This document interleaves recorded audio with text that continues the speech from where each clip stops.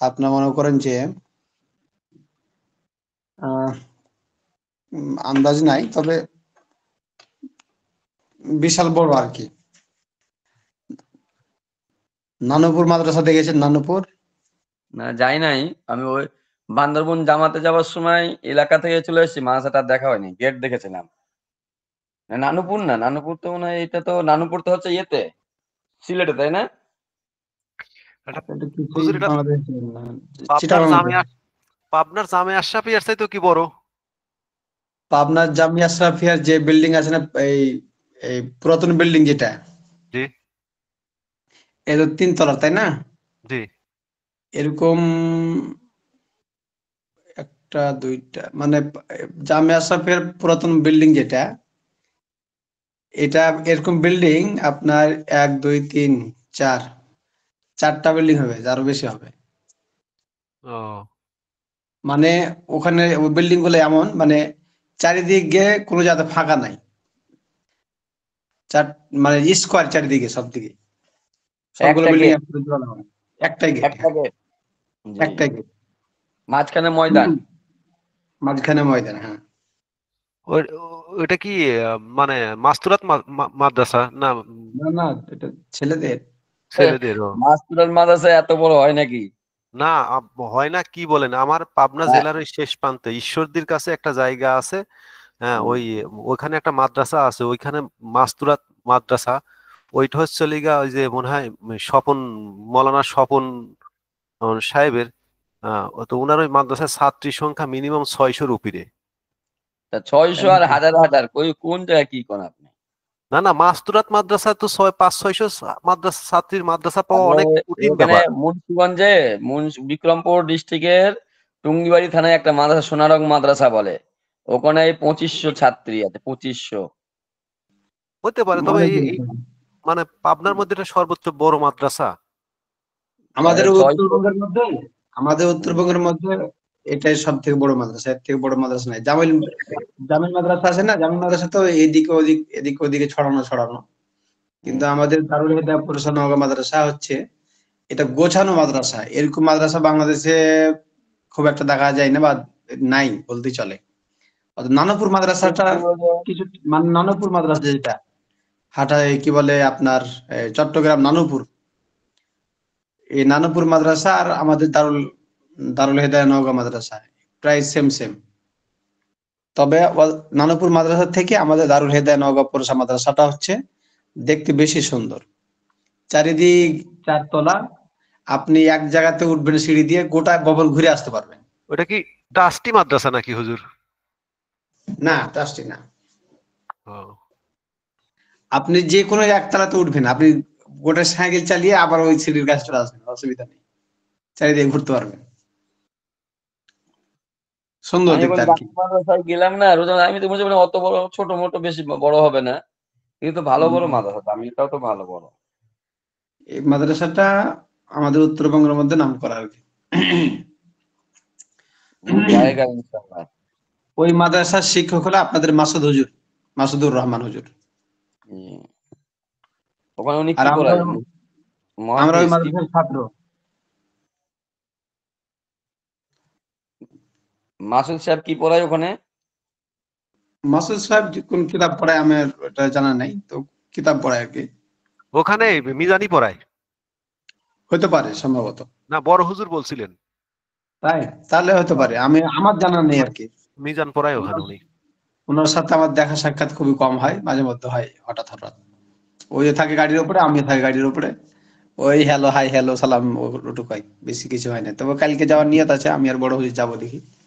যাওয়ার নিয়ত আছে, কনফার্ম না, যেতে তাহলে পারে আপনারা আর কি। হয়তো শুধু মাসুদ সাহেব বাদ দিয়ে বাকি সব হুজুরগুলো কাছাকাছি থাকেন।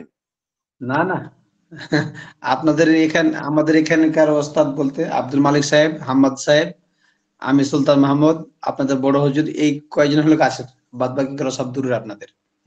মানে হুজুর, এই আপনাকে এই বড় হুজুরের মাদ্রাসারই টিচার? হ্যাঁ, আমি আব্দুল মালিক হুজুর, এলো বড় হুজুরের মাদ্রাসার আমরা শিক্ষকতা টিচার আর কি। ও, আমরা একই মাদ্রাসায় পড়ছি, একই সাথে পড়ছি আর কি। আপনাদের যেটা বড় হুজুর, জি। হুম। আব্দুল মালিক হুজুর এবং আমি, এই তিনজন একই মাদ্রাসায় পড়ালেখা স্টার্ট করেছি। তবে আপনাদের বড় হুজুর আর আব্দুল মালিক হুজুর, এদের থেকে আমি সিনিয়র, আর ওরা আমার থেকে 1 বছরের জুনিয়র।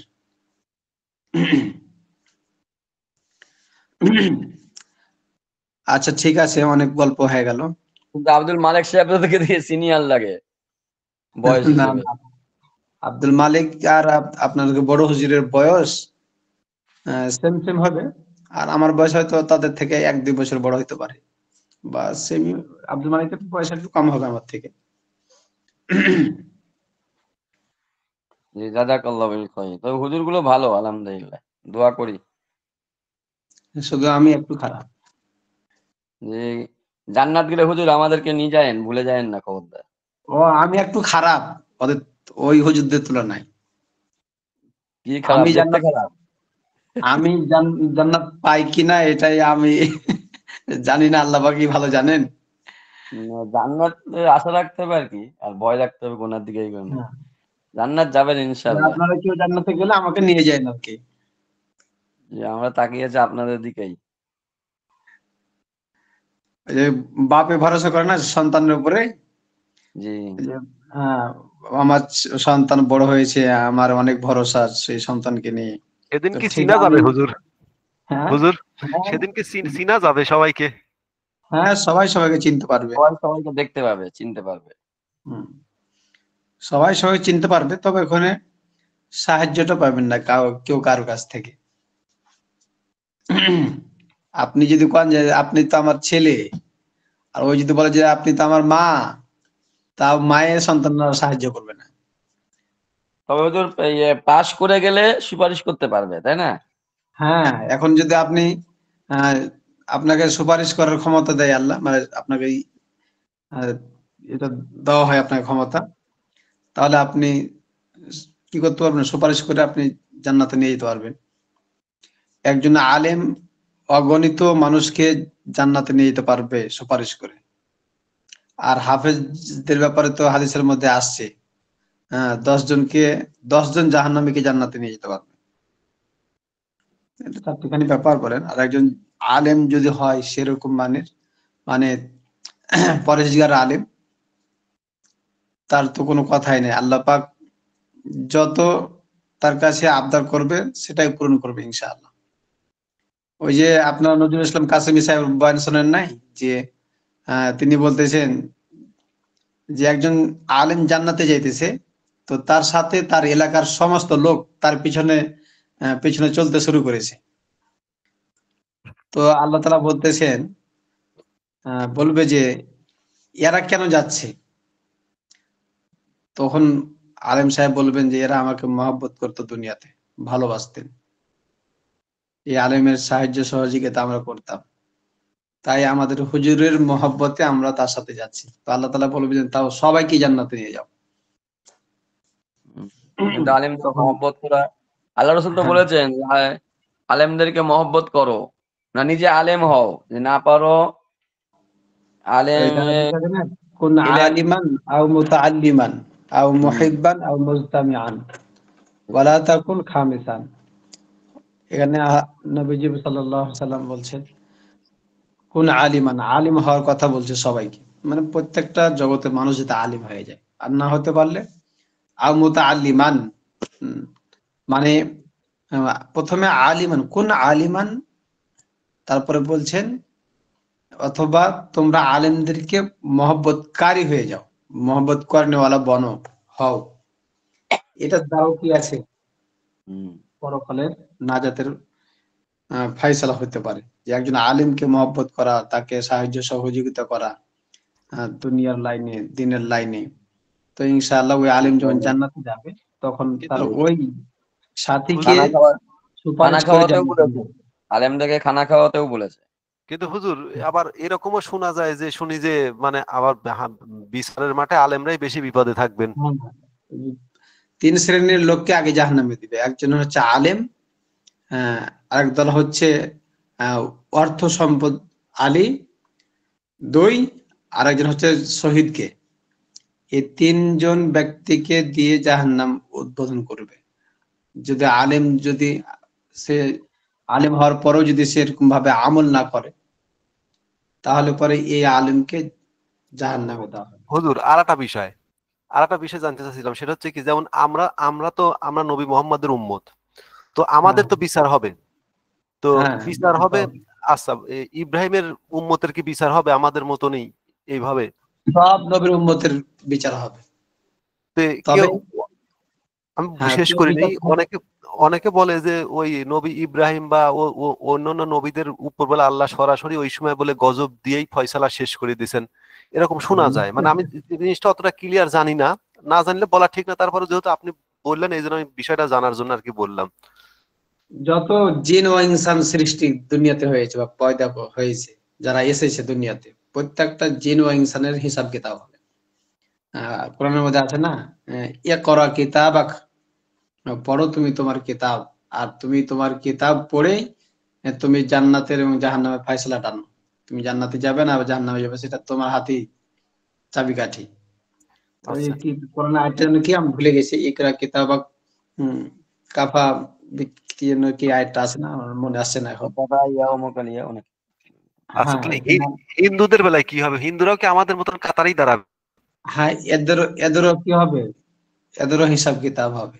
এদের হিসাব কিতাব বলতে কি, যারা এখন বর্তমান সময়ে বা নবীর আসার পরে আর তো কোনো নবীর ধর্ম চলবে না, শুধু এখন চলবে একটাই ধর্ম, সেটা হচ্ছে ইসলাম। আহ, এই ইসলাম ধর্মের বাইরে যারা আছে সব সবগুলোই হবে জাহান্নামী, শুধু ইসলাম ধর্মের অনুসারীরাই হবে জান্নাতি। তবে যারা আহ ইসলাম ধর্মের মধ্যেও যারা কি আছে, পাপী আছে, গুনাহগার আছে, এদেরও শাস্তি হবে, কিন্তু এরা শাস্তি ভোগ করার পর জান্নাতে যাবে। কিন্তু যারা ইসলাম ধর্মই গ্রহণ করেনি, ঈমান আনেনি, এরা যতই ভালো কাজ করুক, এরা কখনোই কি পাবে না, পরকালে নাজাত পাবে না। তাহলে তো এদের খতিয়ান, এদের এদের খাস খতিয়ান কিছুই নাই। হ্যাঁ, এদের তো মনে করেন যে হিসাব কিতাব আহ, কি হবে, ফায়সালা হবে জাহান্নামের, এটাই তাদের হিসাব কিতাব। মানে তাদের জিরো, তাদের সফলতা নাই। এদের হিসাব কিতাব বলতে কি, তারা জাহান্নামী। আর যারা মুসলমান, তাদের হিসাব কিতাব হবে, হিসাব করে যদি দেখা যায় যে সে জান্নাতে যাবে, তাহলে সে জান্নাতে যাবে। আর যদি হিসাব করে দেখা যায় সে জাহান্নামী, তো সে জাহান্নামে যাবে। সাজা ভোগ করার পরে আল্লাহ তাআলা তাকে আবার জান্নাত দান করবেন। তো সেটা অনন্তকালের সাজা হতে পারে, ক্ষণিকের জন্য হতে পারে। আবার মনে করেন যে এক ওয়াক্ত নামাজ বাদ দিলে পারে 2 হুক্কা জাহান্নামে চলা লাগবে। তো 2 হুক্কার যেটা হাদিসের মধ্যে যেটা ব্যাখ্যা এসেছে, যেটা এটা কত কোটি, 2 কোটি 1 হুক্কা 2 কোটি সমান 2,88,00,000 বছর। 88 লক্ষ বছর যদি এক ওয়াক্ত নামাজের জন্য এতদিন জাহান্নামে পোড়া লাগে, তাহলে এই না, এই 2 কোটি, ওই ব্যাখ্যাটা এরকম যে 1 ওয়াক্ত নামাজ না বলে 80 হুক বা দোজখ খানা লাগবে, 1 হুক্কা হ্যাঁ সমান 80 2 কোটি, হুক্কা, হ্যাঁ 2 80 কোটি হুক, হ্যাঁ হ্যাঁ হ্যাঁ, অষ্টাশি ঠিক লক্ষ আছে। বছর তাহলে 88 লক্ষ বছর জাহান্নামে যদি পোড়া লাগে এক ওয়াক্ত নামাজ কাজা করার জন্য, তাহলে মানুষ কত অপরাধী না। এখন যদি আল্লাহ রহম না করে, দয়া না করে, তাহলে মানুষ আমল দিয়ে জান্নাতে যাওয়া এটা কঠিন। মানে গত জমায় আলোচনা করছিলাম এটা নিয়ে, যে মানুষ আমল করে জান্নাতে যেতে পারবে না যদি আল্লাহ তার উপরে রহম না করে। অর্থাৎ আল্লাহ যদি দয়া করে তাহলে পারে তার জন্য জান্নাতে যাওয়া সহজ, আর আমল দেখায়া জান্নাতে যাওয়া এটা কঠিন। এরম এরম এরম একটা হাদিস আছে রিয়াদুস সালিহিনের মধ্যে, যে আমল হ্যাঁ, দিয়েও জান্নাতে যাইতে পারবে না। এটা তবে তো আমলের মাধ্যমে আল্লাহর দয়া হাসিল করা যাবে। হ্যাঁ, তা আমলের মাধ্যমে আল্লাহ দয়া হাসিল করা যাবে, ঠিক। আর ওই দয়া দিয়েই আল্লাহ জান্নাত দিয়ে দেবে। হ্যাঁ, আচ্ছা ঠিক ডাইরেক্ট আছে, আমরা একটা কিতাব শুরু করি। যে অনেক আমল কথা হয়ে গেছে। করতেই হবে, আমল ছাড়া যাবে না। আমল ছাড়া কি দয়া আসে আল্লাহ তাআলার? একটা আপনি নামাজ পড়বেন, ওইটাই দোয়া আর কি। করবেন, অনেকে আল্লাহ দয়া আসবে। অনেকে পাবলিকরা আবার এ মনে করে যে তাহলে আমল না করলেও চলে, এটা আবার ভুল বুঝে যায়। যেমন ওই যে কালকে এই সিলনে চুল কাটতেছি, ওই বেটা হিন্দু, আবার আমাকে জিজ্ঞাসা করলাম তোমার কোন ধর্ম অনুসরণ করো। ছোট বয়স আমাদের, তোরা কেন কি একটা কিতাব নাম কইলো তোমরা কইছো তোমরা আল্লাহকে বিশ্বাস করো? কইছে হ্যাঁ আমরা করি হুজুর। কই জান্নাত জাহান্নাম বিশ্বাস করো? কইছে হ্যাঁ এগুলো করি বিশ্বাস। কইছে তাহলে তোমরা পূজা করো কেন? কইছে আমাদের শুধু এটাই আপনাদের মধ্যে আমাদের আর আপনাদের মধ্যে পার্থক্য। কইছে তোমরা ওরা পূজা করাটা কি ভালো কাজ মনে করে? কইছে এটার মাধ্যমে ওরা জান্নাতে যাবে। এরকম ওদের একটা মানে চিন্তা ভাবনা। ওরা তো আবার স্থায়িত্ব, ওরা মরে গিয়ে আবার আসবে, মরে গিয়ে আবার আসবে, ওরা তো ধ্বংস হবার ইমান রাখে না। ওরা আচ্ছা মনে কিতাব করে বের কিতাব বের করেন, অনেক গল্প হয়ে গেল। জি কিতাব বের করেন। আর সরাসরি কিতাব আমি পড়তেছি। দেখতে পাচ্ছেন না আমার কিতাব? না, আপনি এখনো আসে নাই। কি বলেন? স্ক্রিন এই আসছে এখন। পাবনা থেকে আসবে তো দেরি হয়েছে আর কি রাস্তাঘাটে। হ্যাঁ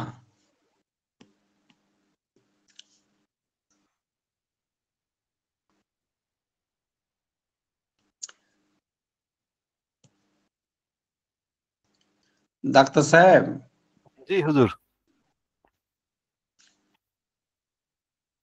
ইউরোলজি নাকি বলে কিডনি বিশেষজ্ঞ ডাক্তারদেরকে? বুঝি নাই আপনার কথা। Urology doctor. হ্যাঁ, ইউরোলজি ডাক্তার যাদের মূত্রথলি পেশাব হ্যাঁ সংক্রান্ত বিষয়। হ্যাঁ, পেশাব বা কিডনি বিশেষজ্ঞ এদেরকে হ্যাঁ বলা হ্যাঁ হয় মানে হ্যাঁ, ইউরোলজি ডাক্তার। Urology doctor.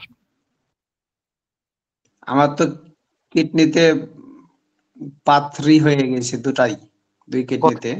কি পরিমাণ হয়েছে? 6 6 মিলি।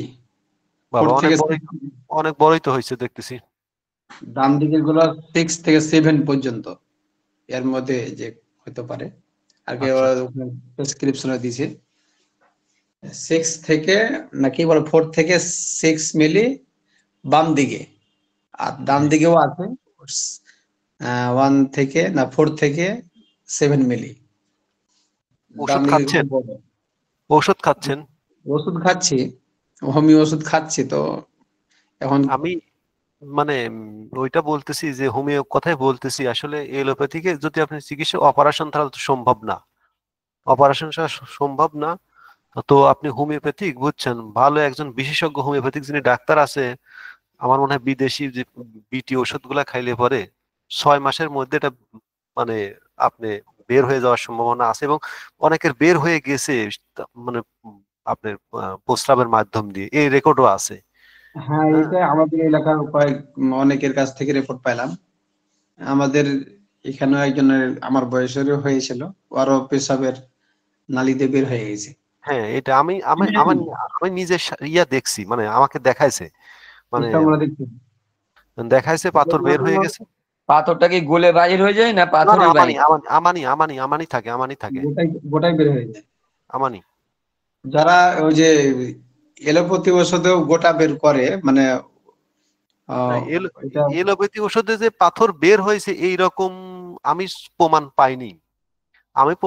এখন কেউ পাইছে কিনা জানি না, তবে এলোপ্যাথি ডাক্তাররা ঔষধের মাধ্যমে যে পাথর বাইর করার তারা যে এক্সপার্ট এইটা আমার জানা নাই, তারা অপারেশন করাটাই এক্সপার্ট, কিন্তু হোমিওপ্যাথিক ডাক্তাররা আবার মনে করেন যে যদি ভালো মানে আসলে ডাক্তার তো হোমিওপ্যাথিক বহু পাওয়া যায়, কিন্তু বুঝজ্ঞান, যেমন আমি আমার নিজের একটা কথা বলি 1 মিনিটে শেষ করি, সেটা হচ্ছে কি, আমি এক হোমিওপ্যাথিক ডাক্তারকে প্রস্রাবের রিপোর্ট দেখার দেখার কথা বললাম, সে রিপোর্টই বোঝে না, অথচ কিন্তু সে একজন ভালো হোমিওপ্যাথিক ডাক্তার। তো আচ্ছা বিষয়টা আচ্ছা। হচ্ছে যে এরকম ডাক্তার হলে কিন্তু সমস্যা। তো আপনি যদি একজন হ্যাঁ বিশেষজ্ঞ ভালো ডাক্তার, বিশেষ করে মেডিকেল কলেজে, হোমিওপ্যাথিক মেডিকেল কলেজে কোনো প্রফেসরকে দিয়ে দেখান, তাইলে আমার মনে হয় 6 মাস ওষুধ খাইলে আপনি এটা বের হয়ে যাবে ধৈর্য সহকারে। হোমিওপ্যাথিক ওষুধ তো স্লো ওষুধ, দেরিতে হ্যাঁ কাজ হ্যাঁ। করে, এই জন্য এটা আমি যাকে দেখাইছি আমাদের এক আমাদের আমাদের ওস্তাদের পিতা বাপ ভালো ডাক্তার, এমনি এগুলো সব বুঝে। আমি আমার যে রিপোর্ট গুলো নিয়ে গেছিলাম রাজশাহী থেকে করে দেখাইছিলাম। দেখানোর পরে যে ওষুধগুলো আমাকে লিখে দিয়েছিল, তারপর ওই যে আল্ট্রাগ্রাফের ওই যে ফটোকপি, তারপর যে ওখানে যে তথ্যগুলো দেওয়া ছিল, কত সাইজ, কত কোন জায়গাতে অবস্থান করছে, এগুলা সব তো ওখানে লেখা থাকে। দেখালাম, দেখানোর পরে আমাকে বলল যে তারপর ওই যে আমি ইউরোলজি ডাক্তারকে দেখাইছিলাম, ওর প্রেসক্রিপশন ওষুধগুলো দেখলো, সব সব দেখার পরে বললো যে আপনাকে তো ওরা যেগুলো ঔষধ দিয়েছে এগুলোর দ্বারা তো আপনাকে অপারেশনের দিকে টেনে নিচ্ছে, আগেই নিচ্ছে, তো আপনি এগুলো ওষুধ বন্ধ করে দিন, খেতে হবে না। তারপর থেকে ওর ওষুধগুলো খাচ্ছি। তো ইদানিং কতদিন খাচ্ছেন? 2 মাস চলছে। 2 মাস। ওষুধগুলা কি বিটি ওষুধ, বাহিরের ওষুধ না বাংলাদেশি ওষুধ? এখন এগুলো বাইরের না দেশি ওষুধ আমি তো বলতে পারছি না, ওরাই না বলতে পারবে। না, ওরা বলতে পারবেন। ওষুধটা দেওয়ার সময় কিন্তু ওনারা বলে দেয় যেটা বিটি ওষুধ। এটা ওনারাই বলে জিজ্ঞাসা দেবে। করা হয়নি, আবার বা ই আপনি করা বলা হয়নি, এটা জানা জিজ্ঞাসা হয়নি। করবেন, জিজ্ঞাসা করবেন যে এটাকে আপনি বাহিরের ওষুধ না দেশি ওষুধ দিলেন। আচ্ছা আচ্ছা। এটা জিজ্ঞাসা করেন। বিটি ওষুধগুলা দিলে এটা দ্রুত কাজ করে, আর দেশি ওষুধগুলা ওইভাবে মানে বিটি ওষুধ। খেয়ে হুজুর, হুজুর আপনার অবস্থা এখন কি? ওই এখন ডান দিকে বাম দিকে দুদিকে তো, ডান দিকে ব্যথা করেনি কোনোদিন, মানে প্রথম দিন যেই দিন ব্যথা উঠেছিল আমার, যেদিন আমি ধরা পড়ে আর কি, স্টক ভিতরে যে আছে পাথরি, সেদিন ডান দিকে ব্যথা শুরু হয়েছিল। এই ব্যথাটাই প্রথম ব্যথা। তো এই ব্যথাটা অসহ্যকর ব্যথা ছিল, থামতে পারছিলাম না। ব্যথা দিয়ে তারপর মেডিকেল গেলাম। মেডিকেলে গিয়ে তো ওরা ওরাও বুঝতে পারছে না যে কিসের, গ্যাস্ট্রিকের ব্যথা না অন্য কোনো ব্যথা। তো ওরা গ্যাস্ট্রিকের যে ইঞ্জেকশন গুলা ছিল, কয়েকটা ইঞ্জেকশন দিল, দেওয়ার পরে মানে ব্যথা থামছে না। গ্যাস্ট্রিকের ওষুধ খেয়ে ইঞ্জেকশন করে ব্যথা থামে না, আরো বাড়তেছে। তো এমন পর্যায়ে বাড়লো যে আর মানে মানে চিল্লাচিল্লি অবস্থার মতো।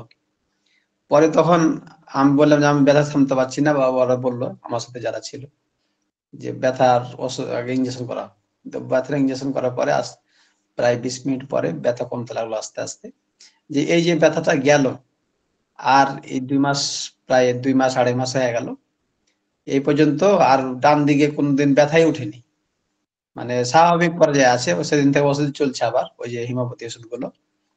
কিন্তু বাম দিকে ইদানিং উম, বেশ মানে ব্যথা করছে, মানে এটা ব্যথা অল্প ব্যথা। তো ব্যথাটা করছে, তো আজকে গিয়েছিলাম, তো বলছে যে অনেক সময় পাথর বা স্টং যেগুলো ভিতরে আছে পাথরিগুলো, এগুলো ওই কিডনিতে থাকে, তো কিডনির যেখানে থাকে ওখান থেকে সরে গেলে বা নিচের দিকে নামলে পারে, তখন ব্যথা করে। পানি কম খাওয়া হলে হ্যাঁ ব্যথা করে। তো বলছে যে আপনার পাথরিগুলো নিচের দিকে যখন আসতে লাগবে, অর্থাৎ পেশাবের নালীর দিকে, তখন এটা ব্যথা করবে। এখন তো বুঝতে পারতেছি না, আলট্রাগ্রাফি করলে পারে এবার বোঝা যাবে। তো যাক দেখি আরো কিছুদিন খাওয়ার পরে, আবার আলট্রা করার পরে রিপোর্ট যেটা আসবে দেখাইতে হবে মানে ডাক্তারকে, ওনার তারপর। কাছে ওষুধ খেয়ে অনেক এরকম কি ভালো হয়েছে? হ্যাঁ, ওষুধ খেয়ে ভালো হয় তো এগুলো অনেক। না না, আবার ওনার অনেকের কাছে। হয় না, আবার অনেকের হয় না, অপারেশন করা লাগে। না, আল্লাহ ভাগ্যে কি রেখেছে জানি না কিছু এখনো। আল্লাহ আপনারা দোয়া করেন, আল্লাহ পাক যেন অপারেশন ছাড়া এটা ওষুধের মাধ্যমে ভালো হয়ে যায়। বিয়ামানিল্লাহ, আমিন। আল্লাহ আপনাকে এমনি সুস্থ করে দিক। আমিন। তো ঠিক আছে, আজকে পড়া শুরু করি। অনেকে জি। আবার বিরক্ত মনে করতেছে, মনে হয় যে অনেক কথা বলে ফেললাম।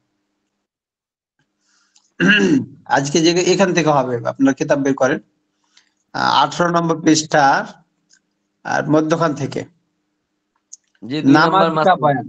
হ্যাঁ, নামাজ কা বয়ান পেয়েছেন কিনা সবাই? জি পাই, জি পাইছি। তাহলে এখান থেকে আজকে পড়া শুরু হবে, নতুন পড়া। তাহলে সবাই খেয়াল করেন। তাহলে পড়তেছি, নামাজ কা বয়ান। সবাই মাস্টার বোনেরা আপনারা খেয়াল করেন। এতক্ষণ পর্যন্ত তো যে আলোচনা গেল এগুলো পাকিস্তানি বর্ণনা সব ছিল, যেমন হায়েজ নেফাস এগুলোর ব্যাপারে ছিল, পেশাব পায়খানা এগুলো নিয়ে সব আলোচনা গেল, এগুলো আমরা সব শিখলাম। এখন আসছে যেটা, তো এগুলো আগে দেওয়ার কারণ হলো যে আহ, পাক পবিত্রতার বর্ণনাগুলো আগে এই জন্য দেয় যে এগুলো থেকে পবিত্র হওয়ার পরে মানুষ নামাজ পড়তে পারে। আর অপবিত্র অবস্থায় মানুষ কি করতে পারে না, নামাজ পড়তে পারে না, এই জন্য নামাজের বয়ান গুলোকে পরে নিয়ে আসছে, আর ওগুলোকে আগে নিয়ে আসছে। তো নামাজ কা বয়ান, নামাজের বর্ণনা, अल्लाह ताला के नजदीक नमाज का बहुत बड़ा मर्तबा है। তাহলে আল্লাহ তাআলার নিকট, নজদিক মানে হচ্ছে নিকট, নামাজ কা বহুত মর্তবা হয়, নামাজের অনেক মর্যাদা সম্মান। তাহলে আল্লাহ তাআলার নিকটে নামাজের কি রয়েছে? অনেক মর্তবা মর্যাদা রয়েছে। हाँ, कोई इबादत अल्लाह ताला के नजदीक नामाज से ज्यादा प्यारी नहीं है। কোনোই ইবাদত আল্লাহ তাআলার কাছে নামাজের থেকে বেশি উত্তম নয়, প্রিয় নয়। তাহলে নামাজটাই হচ্ছে আল্লাহ তাআলার কাছে সব থেকে প্রিয় নামাজ, তাই না? জি। তাহলে এখানে যেটা বলা হলো কোই ইবাদত মানে কোনো ইবাদত, যত ইবাদতের কথা বলেন না কেন, কোন ইবাদত, হজ, যাকাত, রোজা ইত্যাদি যা আছে, এগুলোর থেকেও তাহলে আল্লাহ তাআলা কে নজদিক, আল্লাহ তাআলার নিকটে নামাজ সে জিয়াদা প্যারে নেহি হয়, নামাজের থেকে কিনা বেশি প্রিয় না, বেশি পছন্দনীয় না। যে এক কথায় কালেমা মানে ঈমান আনার পরে নামাজের থেকে বড় ইবাদত আর আল্লাহর কাছে আর নাই। হ্যাঁ, আল্লাহ তাআলার কাছে এই ইবাদতটাই, সবচেয়ে প্রিয়। ইবাদতের মধ্যে, ঈমানের মধ্যে হচ্ছে তো, ঈমান তো আলাদা জিনিস আর ইবাদত আলাদা আর জিনিস। ঈমান আনার পরে মুসলমান হওয়ার পরে ঈমান আনার পরে সব থেকে গুরুত্বপূর্ণ ইবাদত হচ্ছে নামাজ। হুম। তারপরে আছেন अल्लाह ताला ने अपने बंदू पर 5 वक्त की नमाजें फर्ज कर दी है। और अल्लाह ताला ने माने अल्लाह रब्बुल आलमीन अपने बंदू पर নিজের বান্দা বান্দীদের উপরে 5 ওয়াক্ত নামাজ ফরজ কর দি है। 5 ওয়াক্ত নামাজ কি করেছেন? ফরজ খরচ করে করে। দিয়েছেন। हाँ, उनके पढ़ने से बड़ा সওয়াব है। তাহলে 5 ওয়াক্ত নামাজ পড়ার দ্বারা কি হয়? অনেক বড় আজর সব পাওয়া আছে। যায়, সব পাওয়া যায়। তারপরে দেখেন और उनके छोड़ देने से बड़ा गुनाह होता है। এবং নামাজ ছেড়ে দেওয়ার দ্বারা অনেক বড় গুনাহ হয়। और अपने और उनके छोड़ देने से মানে নামাজগুলোকে ছেড়ে দেওয়ার দ্বারা কি হয়? বড় গুনাহ হতা হয়। নামাজ ছেড়ে দেওয়ার দ্বারা কি হয়? অনেক বড় গুনাহ হয়। আচ্ছা, আপনাদের একটা কথা বলি, শয়তান কয়টা সিজদা না করার কারণে সে বিতাড়িত হয়েছে বলেন? মাত্র একটা। একটা সিজদা দেওয়ার কারণে না? হুম। শুধু ওই ইচ্ছা মতো এত সিজদা করেছে, মানে পৃথিবীর সমস্ত জমিনে যদি তার সিজদা বিছিয়ে দেওয়া যায়, তাহলে 4 আঙ্গুল আপনি ফাঁকা জায়গায় পাবেন না, এত সিজদা সে করেছে। কিন্তু এত সিজদার মধ্যে একটাই সিজদা শুধু আল্লাহর হুকুম মতো করেনি, বুঝছেন কিনা? মাত্র সব একটা চিন্তা করেছে সিজদাই, নিজের ইচ্ছা মতন, কিন্তু আল্লাহর হুকুম মতন একটা করে নাই। হ্যাঁ, আল্লাহর হুকুম মতো শুধু একটা সিজদা করে নাই। এই একটা সিজদা না করার কারণে শয়তান কি হয়েছে? বিতাড়িত হয়ে শয়তান। গেছে, শয়তান হয়ে গেছে। সেটা হচ্ছে মুআল্লিমুল মালাইকা, তাই না? এখন এখন মুআল্লিম এখন হয়ে গেছে মুআল্লিমুল শাইতানা। শয়তান। তাহলে আমাদের দৈনিক কতটা সিজদা ফরজ বলেন? দৈনিক 17 রাকাত ফরজ, 34টা সেজদা। 34টা। ওয়াজিব, ওয়াজিব 3 রাকাত, তো মোট 40টা ধরেন। 40টা। 40টা সিজদা 24 ঘন্টায়, তো 5 ওয়াক্ত নামাজে আপনার কাছে ফরজ।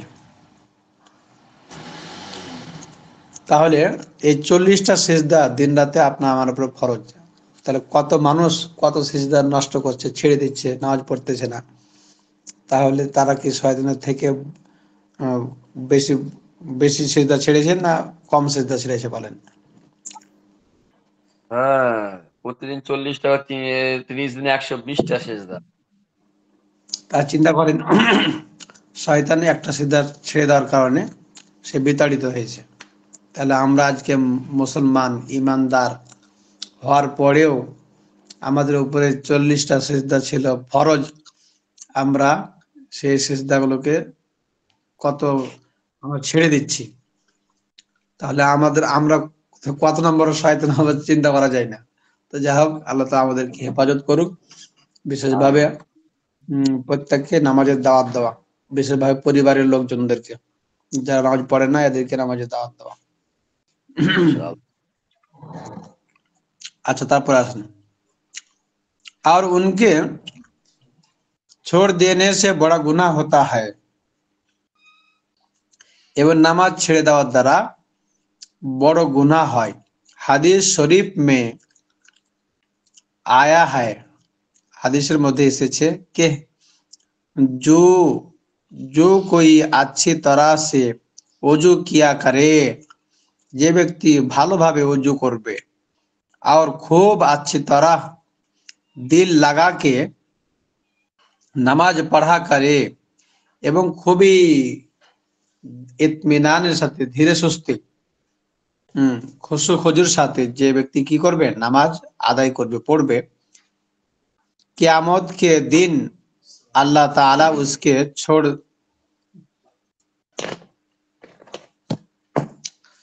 আল্লাহ তাআলা কিয়ামত के दिन মানে আল্লাহ রাব্বুল আলামিন কিয়ামতের দিবসে उसके छोटे छोटे गुनाह सब बख्श देगा। এটা খেয়াল করো শব্দটা,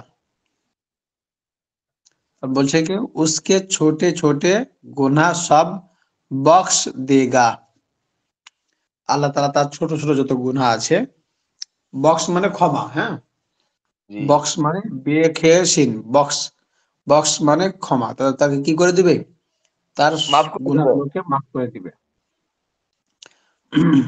আর জান্নাত দেগা, এবং তাকে কি দেওয়া হবে, জান্নাত দেওয়া হবে।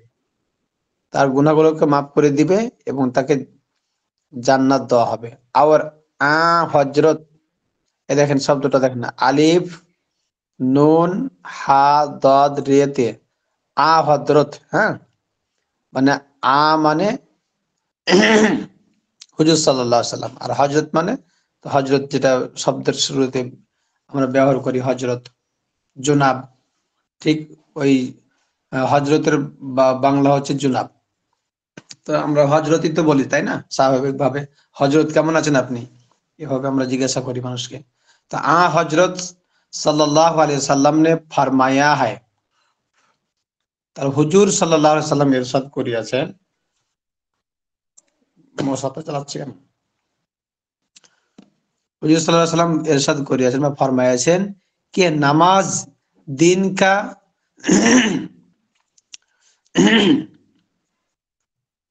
दिन का सुतून है। দেখেন, নামাজ হচ্ছে দিলের কি, দিলের শান্তি, প্রশান্তি বা দিনের খুঁটি, দিন কা সুতুন, দিনের খুঁটি। দিন কা সুতুন হয়, দিনের স্তম্ভ আছে না, স্তম্ভ, দিনের খুঁটি, হ্যাঁ, স্তম্ভ বা খুঁটি বলেন। दिन का सुतून है, सो जिसने नमाज को अच्छी तरह पढ़ा, যে ব্যক্তি নামাজকে ভালোভাবে পড়বে, उसने दिन को ठीक रखा, সে দিনকে কি করলো, ঠিক রাখলো। और जिसने उस सुतून को গেড়া দিয়া, যে ব্যক্তি এই খুঁটিকে বা স্তম্ভকে কি করলো, ভেঙে দিল, ফেলে দিল, ভেঙে দিল। यानी नामाज को ना पढ़ा, যে ব্যক্তি নামাজ পড়লো না, उसने दिन को बर्बाद कर दिया, সেদিনকে কি করলো, বরবাদ করে দিল, নষ্ট করে দিল। হ্যাঁ, তাহলে এখানে কি বলা হলো, और जिसने उस सुतून को गिरा दिया, यानी नामाज को না পড়া, যে ব্যক্তি নামাজকে পড়লো না, তাহলে সে কি করলো, দিনকে उसने নষ্ট করে दिन দিল। को बर्बाद कर दिया, से दिन के नष्ट করে ফেললো। और हजरत सल्लल्लाहु अलैहि वसल्लम ने फरमाया है, हुजूर सल्लल्लाहु अलैहि वसल्लम इरशाद করেছেন कि क़यामत में सबसे पहले नमाजी की पूछ, नमाजी की पूछ होगी। কিয়ামতে অর্থাৎ কিয়ামতের দিবসে আল্লাহ তাআলা নামাজের কথাই জিজ্ঞাসা করবেন। पूछ মানে জিজ্ঞাসা, হ্যাঁ। তাহলে কি বলা হলো, কিয়ামত মে সবসে পহলে নামাজি কি पूछ होगी, মানে पूछ होगी, তাহলে নামাজের কথাই কিয়ামতের ময়দানে আগে জিজ্ঞাসা করা হবে। তারপর দেখেন, और नमाजियों के हाथ और पांव और मुंह क़यामत में आफताब की तरह चमकते चमकते होंगे। তার কি বলা হলো, নামাজিও কে মানে নামাজ যারা পড়ে তাদের হাত, পা এবং মুখ কিয়ামতের দিবসে আফতাব অর্থাৎ সূর্য, সূর্যের মতো চমকাতে থাকবে। সূর্য কি তারা সূর্যের মতো চমক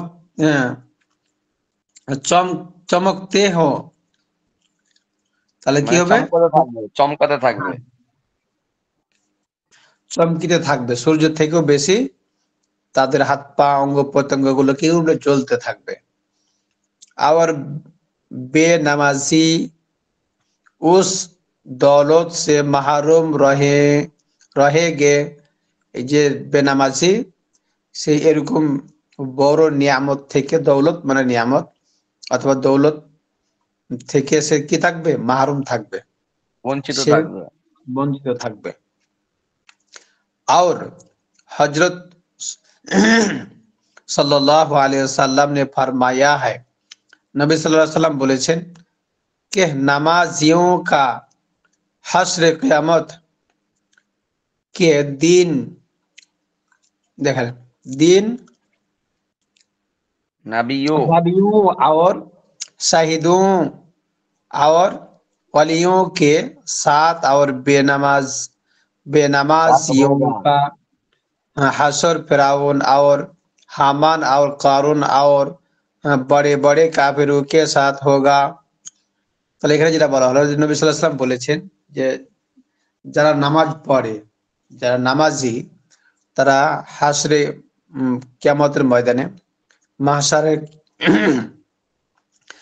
কিয়ামতের ময়দানে তাদের কি হবে, তারা থাকবেন নাবিদের সাথে, শহীদদের সাথে এবং ওলিদের সাথে। তাহলে তাদের হাসর হবে, অর্থাৎ হাসরের ময়দানে তারা অবস্থান করবে নবীদের সাথে, শহীদদের সাথে এবং ওলিয়া উলিয়াদের সাথে। তাহলে বলেন, যারা নাবিদের সাথে থাকবে হাসরের ময়দানে তাদের কোন আর ভয় আছে বলেন তো? নো, তাদের কোনো ভয় থাকবে না। আল্লাহ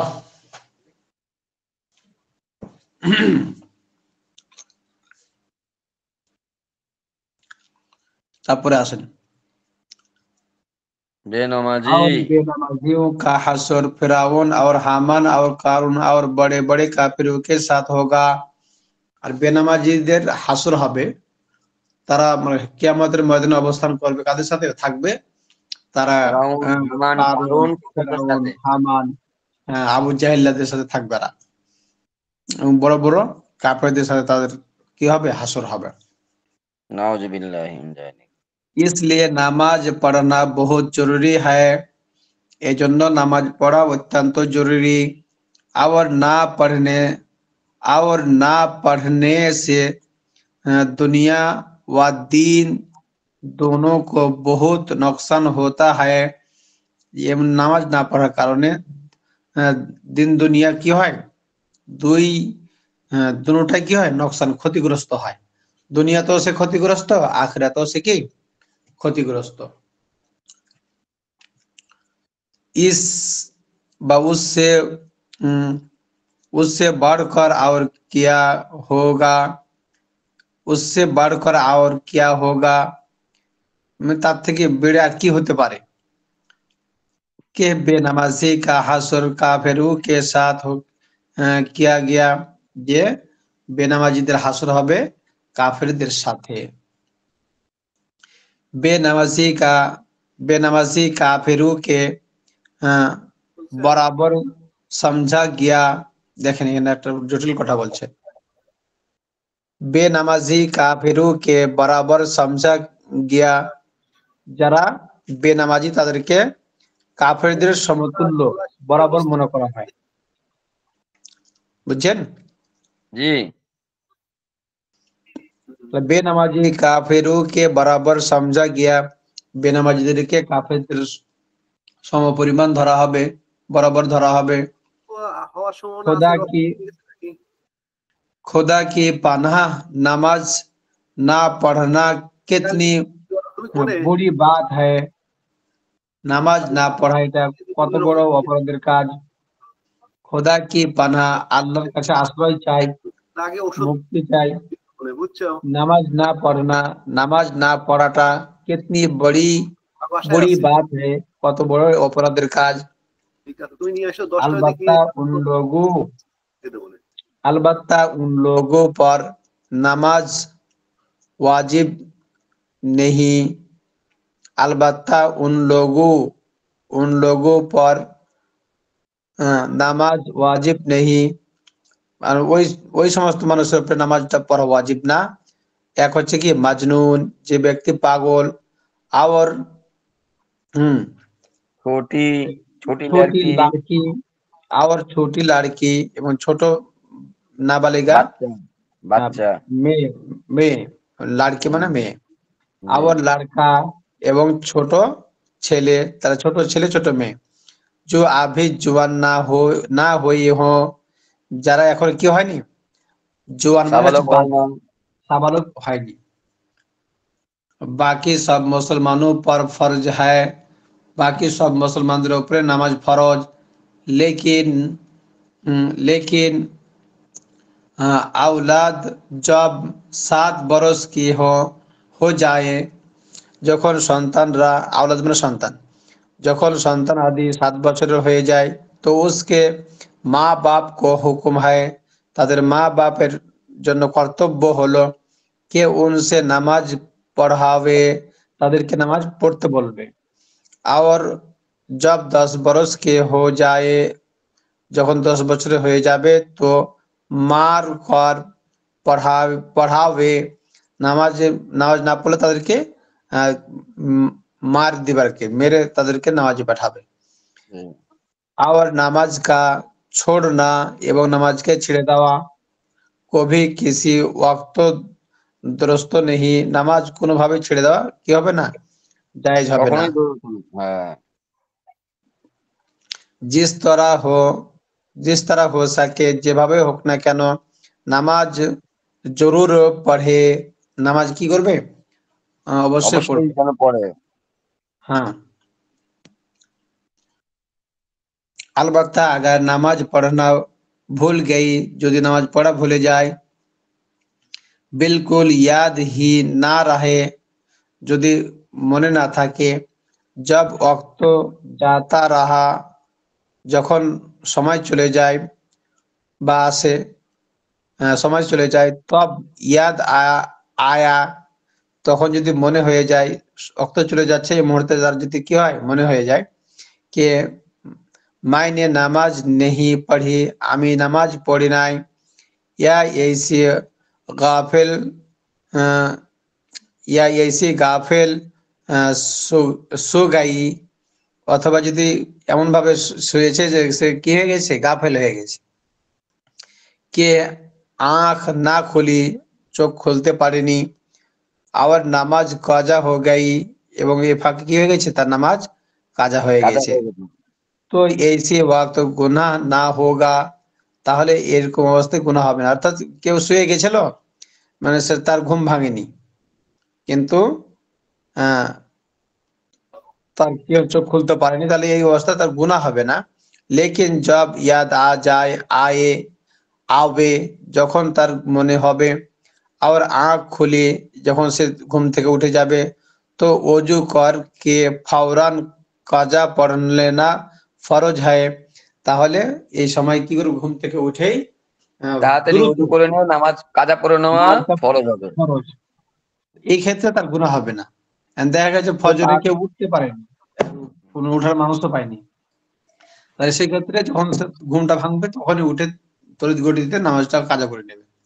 আগে নামাজ কাজা পড়ে নিয়ে তারপর অন্য কাজ। হ্যাঁ,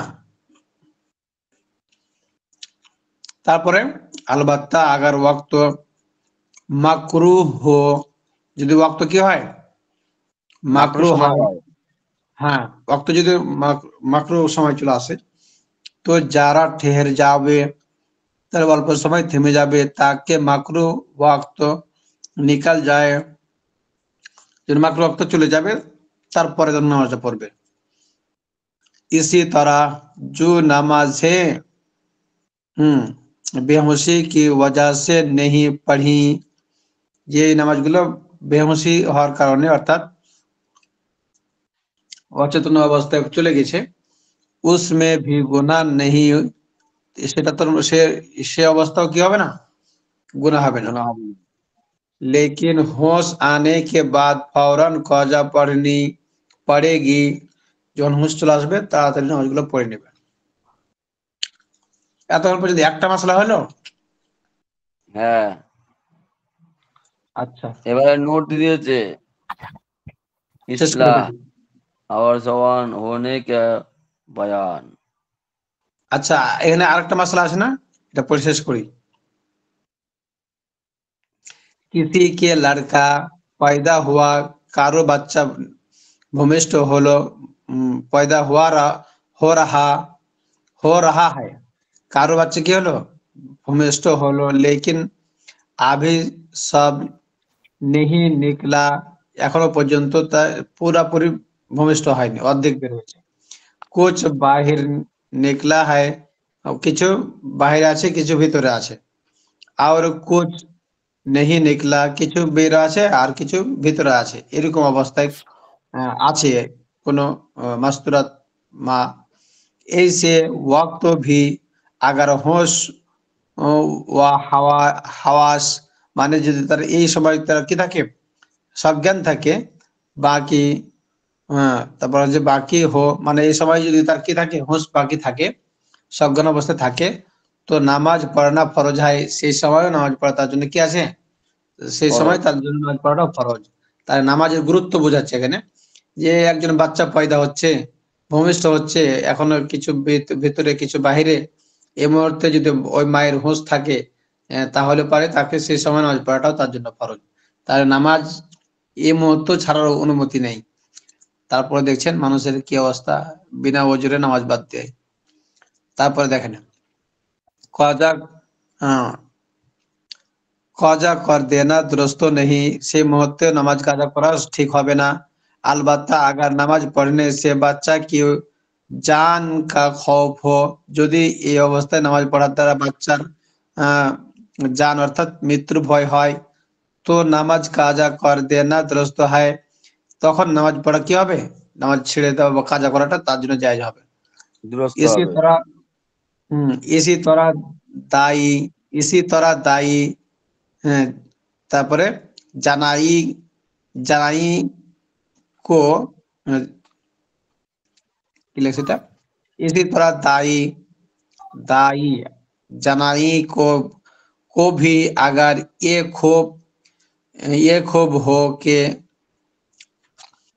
अगर माई नमाज पढ़ने लागोगी तो बच्चा को सदमदह पहुंचेगा। আচ্ছা, এটা অর্থটা এরকম, এসি তারা এরকম ভাবে দায়ী, মানে যে বাচ্চা ভূমিষ্ঠ করার সময় যে মহিলা থাকে না, যে বাচ্চা পয়দা হওয়ায় আর কি থাকে, জি এই সময় ধাত্রী যেটা বলা হয়, ধাত্রী, জি জি।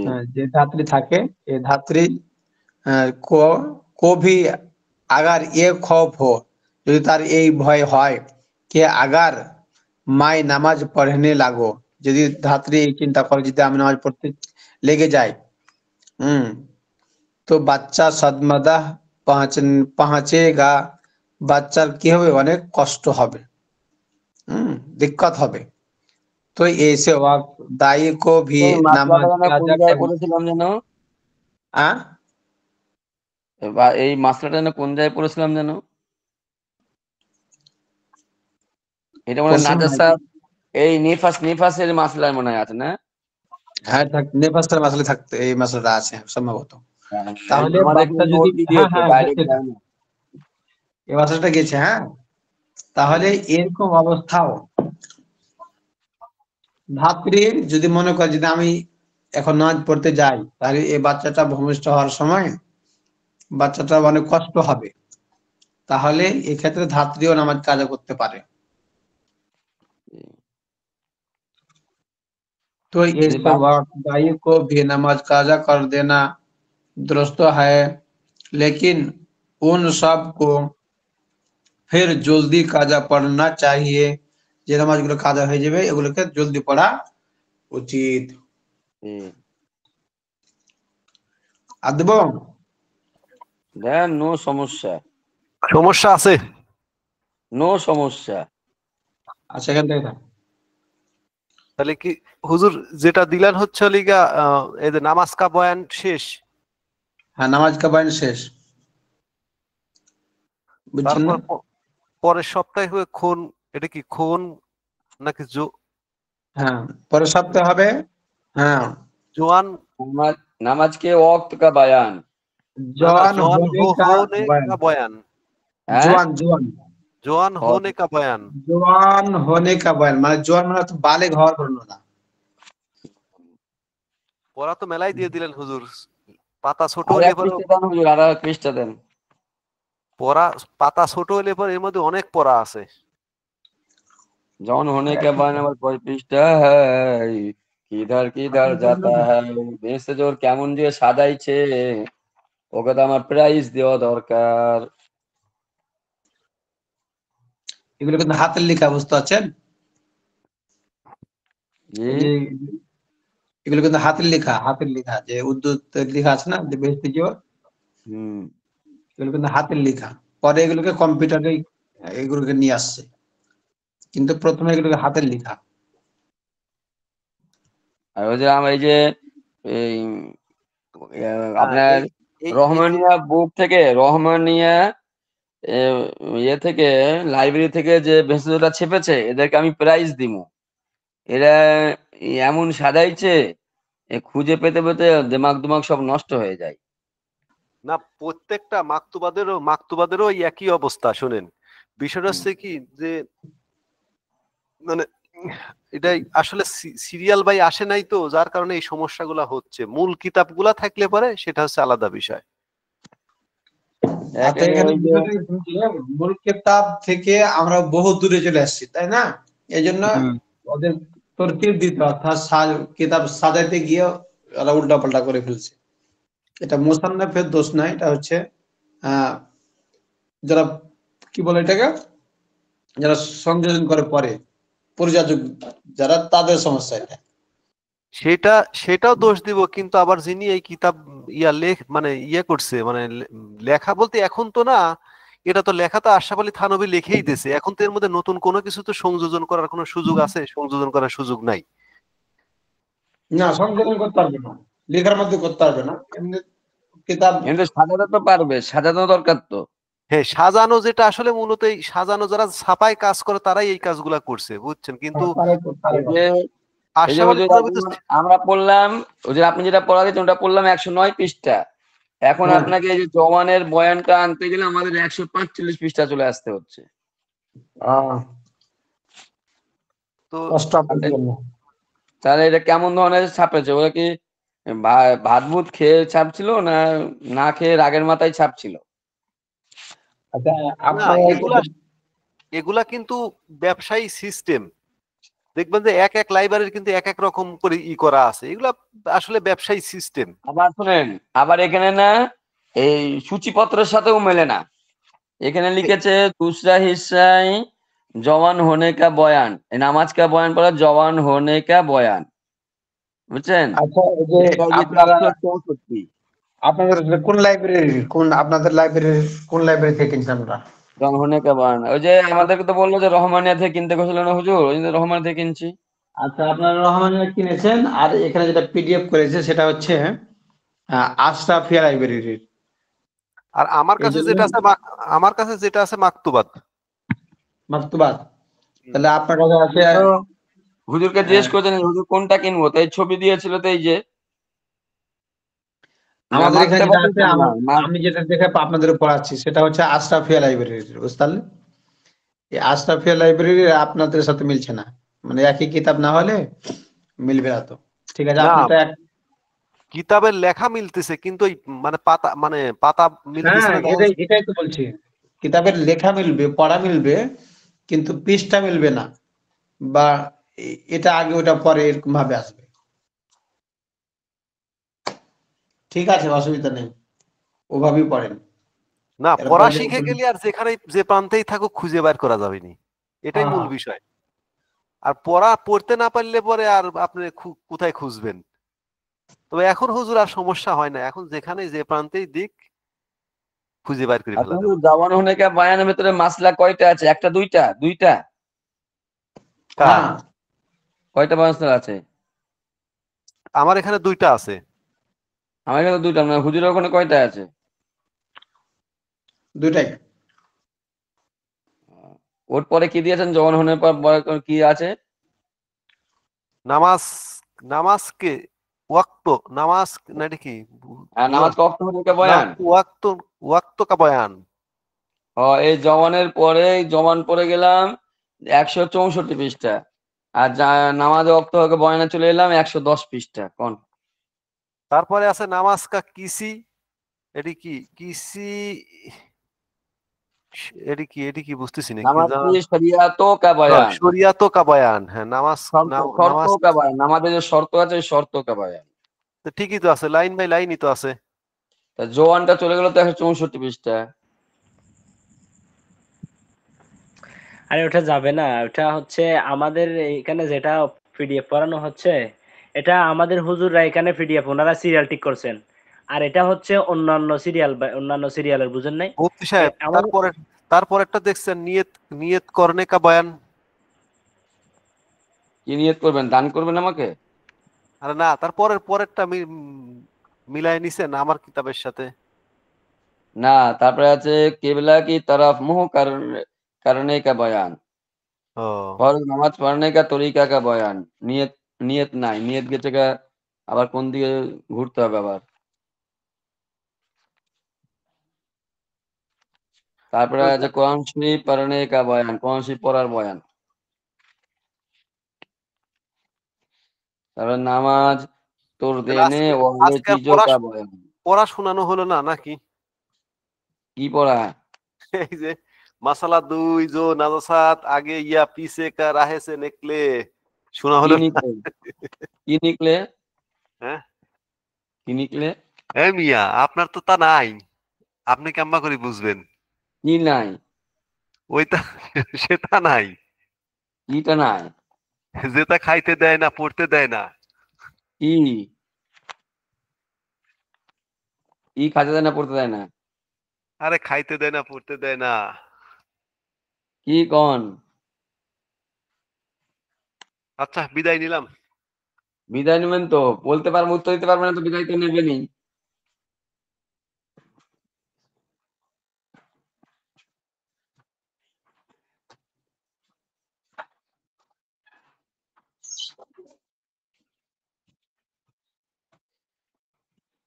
কে মোহাম্মদ আব্দুল্লাহ ভাই, আপনি যান না কে?